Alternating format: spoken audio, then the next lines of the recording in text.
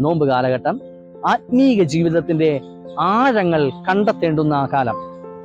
കർത്താവായ യേശുക്രിസ്തു ക്രൂശീകരണത്തിന്റെ അവസാന ആഴ്ചയിൽ യെരുശലേമിലേക്ക് പ്രവേശിക്കുകയാണ്.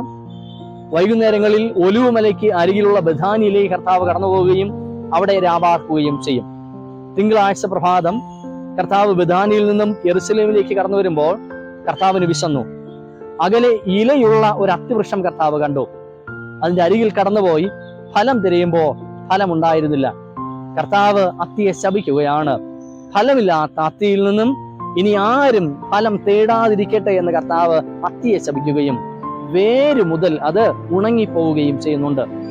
തിരികെ ഫലവത്തായ ഒരു ജീവിതം നയിക്കുവാനുള്ള അവസരങ്ങൾ പൂർണ്ണമായി നഷ്ടമായി അത് ഉണങ്ങിപ്പോവുകയാണ്. നോമ്പ് കാലഘട്ടം കർത്താവിനോട് ചേർന്ന് നടക്കുന്ന കാലഘട്ടം നമ്മുടെ ജീവിതങ്ങളെ ഫലവത്താക്കി മാറ്റേണ്ടുന്ന കാലമാണ്. നമ്മുടെ ആത്മീക ജീവിതങ്ങളെ ആഴത്തിൽ പരിശോധിക്കേണ്ടുന്ന കാലമാണ്.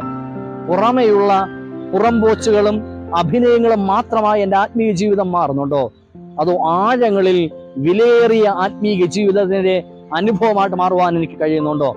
സത്യത്തിലും ആത്മാവിലും കർത്താവിനെ ആരാധിപ്പാനായിട്ട് എനിക്ക് കഴിയുന്നുണ്ടോ?